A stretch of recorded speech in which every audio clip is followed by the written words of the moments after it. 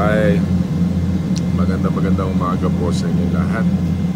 At ito, tayo naman po ay patungo sa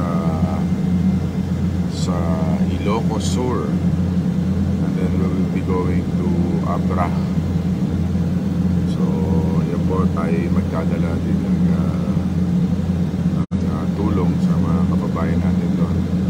Kahit medyo late tayo ng konti, pero gano'n pa man ay makadalaw tayo sa kanila at matingnan ang kanilang mga kalagayan doon.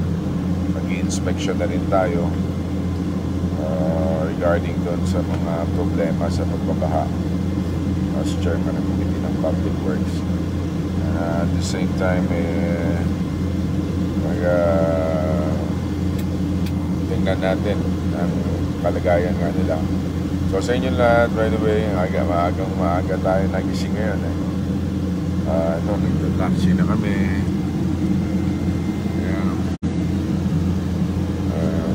Anytime palipad na po kami. So unang baba natin ay Vigan, no? Vigan. And then lipat tayo ng Benguet. Bangged. Yeah. Lapas. So ayan.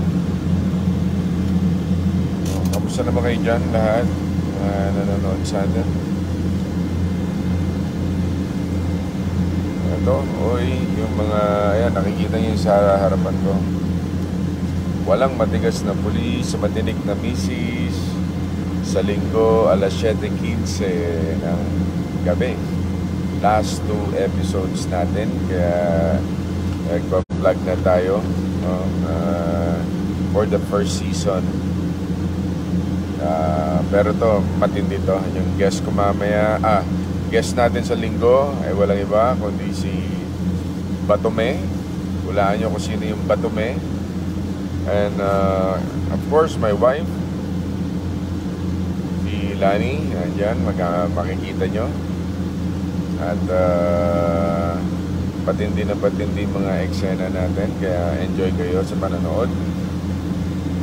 Kaya yun. By the way, kahapon galing tayo sa Bulacan at nakailang bayan tayo dyan. Paumbong, Plaridel, San Miguel, Bandi. Ayan.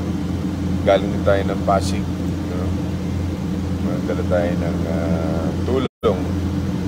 Pero yung pinaka-importante doon yung makita natin yung kanilang kalagayan. Yan ang that's the most important there. At makita natin talaga yung ano bang cause ng pagbaha. Ayan, excited. Nag-aerial inspection po kami via chopper. So, kita natin talaga, makikita mo kung ano yung mga kulang na dapat trabahuin ng Public Works. Kaya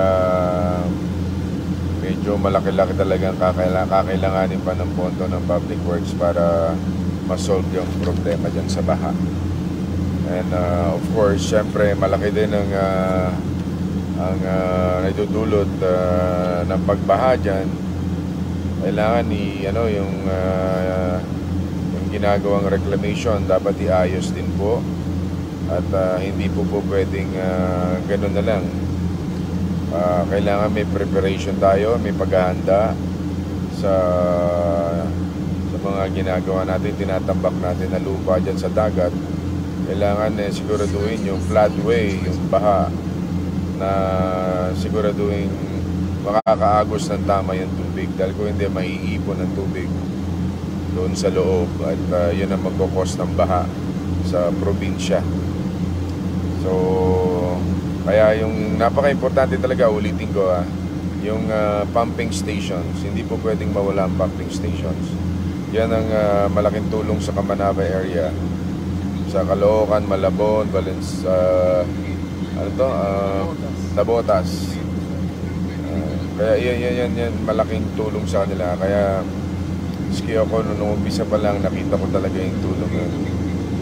Kaya yan ang dapat natin gayahin na better version, no? Kung may magagawa pa tayong mas maganda pa na doon, yun ang ating gawin. Kaya sabi ko nga, mga DPWH, magtrabaho kayo ng gusto, siguraduhin yung tama yung ginagawa nyo, at yung mga chismis na sobrang dyan korupsyon, umanda kayo. Pag kami nagsumbong dyan sa amin, talagang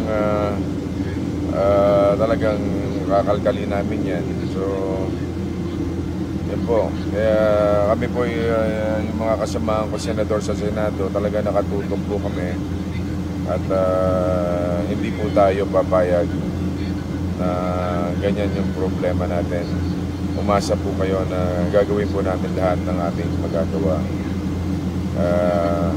Yan, sa inyo po lahat, yung mga nanonood sa Luzon, Visayas at Mindanao. May nanonood pa tatin sa akin sa UAE. Yan, ang pangalan niya.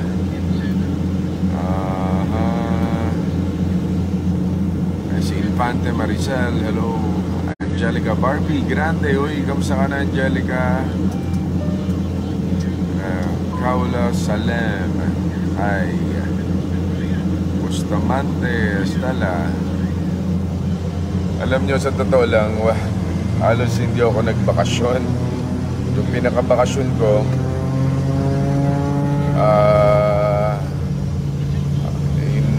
nag-taping ako ng walang matigas na pulis. At least natapos natin yun. At yun nga, mapapanood nyo na hanggang episode 12. So 2 more episodes, 2 Sundays ang mapapanood nyo matatapos yung season 1. Ayan, take off na tayo.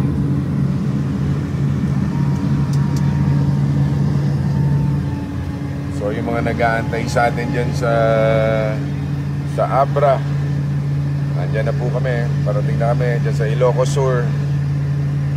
Yan, sa parte ng Ilocos, kita-kita po tayo dyan.